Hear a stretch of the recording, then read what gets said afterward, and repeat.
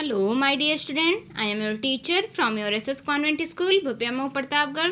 कैसे हैं प्यारे बच्चों आप सभी? आई होप आप सभी ठीक होंगे, डेली वीडियोस देख रहे होंगे, डेली पढ़ाई कर रहे होंगे।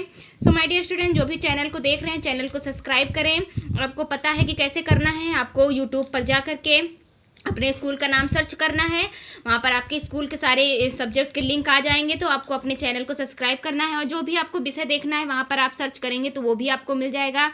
अगर आप जो भी विषय देखते हैं, जो भी सब्जेक्ट देखते हैं, अगर वीडियो पसंद आता है तो उसको लाइक करें माय डियर स्टूडेंट ज़रूर, और कमेंट करें कि हाँ टीचर्स अच्छा पढ़ा रहे हैं, बहुत अच्छे से समझ में आ रहा है। तो माय डियर स्टूडेंट चलिए स्टार्ट करते हैं। ये हिंदी की किताब है, तो देखते हैं कि आपका कहाँ तक हो चुका है।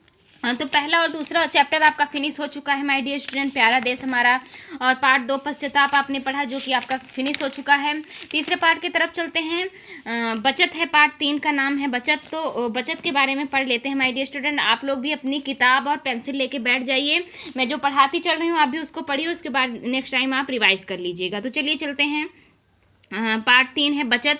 बचत माने क्या होता है माय डियर स्टूडेंट? किसी भी चीज़ की बचत करना। कोई भी चीज़ हमें कोई देता है तो उसको संभाल करके रखना, उसको बचत करके रखना, बचा करके रखना, तो यही बचत होता है। चलिए आगे पढ़ते हैं माय डियर स्टूडेंट।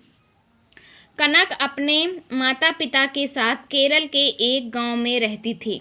कनक एक छोटी सी लड़की थी माय डियर स्टूडेंट, जो अपने माता पिता के साथ केरल में रहती थी। केरल एक शहर है आपका, तो वो गांव में रहती थी, केरल के एक गांव में रहती थी। उसके पिता एक निजी कंपनी में लिपिक थे, यानी उसके पिता एक कंपनी में लिपिक थे, जो लेखा जोखा करते थे। लिपिक क्या होता है? जो पैसों का लेखा जोखा करता था। उनका वेतन कम था, मतलब उनका वेतन कम था। अतः घर के पास ही उन्होंने रबड़ के कुछ पेड़ लगाए थे माय डियर स्टूडेंट। सो रबड़ का पेड़ तो आप जानते ही हैं। तो उसी के उन्होंने पेड़ लगाए थे जिनसे अतिरिक्त आमदनी हो जाती थी। मतलब जो पैसा, वो कम पैसा कमाते थे तो रबड़ के पेड़ लगाए थे, तो रबड़ बेच करके उन्हें मतलब पैसा मिल जाता था, अतिरिक्त आमदनी हो जाती थी। कनक को उसके माता पिता बहुत प्रेम करते थे, यानी कनक उनकी इकलौती बच्ची थी, तो उनके माता पिता भी उससे बहुत प्यार करते थे, बहुत प्रेम करते थे। वे उसकी प्रत्येक आवश्यकता का ध्यान रखते थे। वे उसकी प्रत्येक आवश्यकता को, जो भी चीज़ों की उसकी कमी पड़ती थी तो उसका ध्यान रखते थे, उसकी देखभाल करते थे।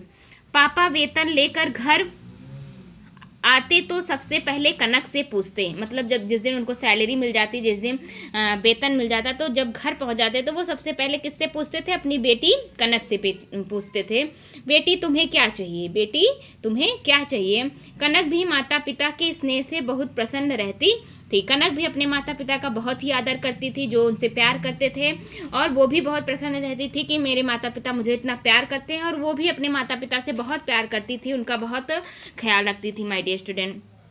एक दिन कनक ने अपनी सहेली नम्रता के पास नई साइकिल देखी तो उसका मन भी साइकिल लेने को हुआ। तो मतलब अपनी सहेली की, कनक के पास वो साइकिल देखती है तो उसका मन भी साइकिल लेने को होता है। आगे पढ़ते हैं।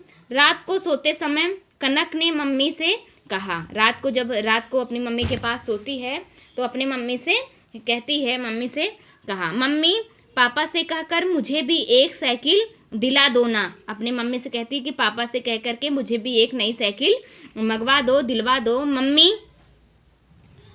जानती थी कि घर में साइकिल खरीदने के लिए रुपए नहीं हैं। मम्मी भी जानती थी कि घर में ज़्यादा पैसे नहीं होते हैं, साइकिल महंगी मिलती है, तो उसके खरीदने के लिए घर में पैसे नहीं हैं। अतः उन्होंने समझाया, बेटी साइकिल खरीदना संभव नहीं है। तो उन्होंने अपनी बेटी से कहा कि बेटी साइकिल खरीदना संभव नहीं है, क्योंकि घर में इतने रुपए नहीं हैं। आगे पढ़ते हैं माय डियर स्टूडेंट। अब कनक ने सोचना आरंभ किया कि साइकिल के लिए रुपए कैसे एकत्र किए जाएं। अब जो है कनक जो है दिन रात सोचने लगती है कि आखिर पैसा कैसे इकट्ठा किया जाए, कैसे एकत्र किया जाए। एकत्र माने क्या होता है? इकट्ठा करना, कैसे पैसे जुटाए जाएं। तो आगे पढ़ते हैं। सुबह सोकर उठते ही उसने कहा, पापा अब मुझे कोई उपहार या खिलौना नहीं चाहिए। मतलब वो अपने पापा से कहती है कि आप जो मुझे खिलौना लाते थे, जो भी गिफ्ट लाते थे, वो मुझे अब नहीं चाहिए। इसके बदले मुझे आप रुपए ही दिया करो, आप मुझे पैसे दे दिया करो, मुझे कोई खिलौना या उपहार नहीं चाहिए। मैं स्वयं रुपए जमा करके साइकिल ले लूँगी। मैं स्वयं रुपए पैसा इकट्ठा करूँगी और साइकिल खरीद लूँगी। आगे पढ़ते हैं माय डियर स्टूडेंट। कनक के माता पिता ने उसकी बात मान ली। कनक के माता पिता उसकी बात मान लिए। अब पापा उसे जो रुपए देते वह उन्हें एकत्र करती जाती। यानी जो भी पापा उसको पैसे देते, जैसा कि आप चित्र में देख रहे हैं, वो गुल्लक में लेकर के उस पैसे को एकत्र करती जाती। ऐसे रुपए जमा करते करते तो बहुत समय लग जाएगा। वो सोचती है कि अगर मैं ऐसे एक एक रुपए जमा करूंगी तो इस तरीके से बहुत सारा समय लग जाएगा। यह सोचकर एक दिन कनक ने पापा से कहा। यह सोचकर कनक फिर एक दिन पापा से कहती है, पापा आप किशन चाचा को रबड़ का पेड़ काटने और उससे दूध निकालने के लिए 12 रुपए देते हैं। यदि किशन चाचा सिर्फ पेड़ काटे तो 10 रुपए ही देने पड़ेंगे। दूध मैं निकाल लिया करूँगा, शेष रुपए आप मुझे दे दिया करना। तो इस तरीके से जो उनके चाचा किशन चाचा रहते थे वो रबड़ का पेड़ काटते थे और उससे दूध निकालते थे माय डियर स्टूडेंट। तो वो कहती थी कि आप किशन चाचा को पेड़ ही काटने दो, दूध मैं निकाल लिया करूँगी, जो दूध का 2 रुपए बचता है उसे आप मुझे दे देना।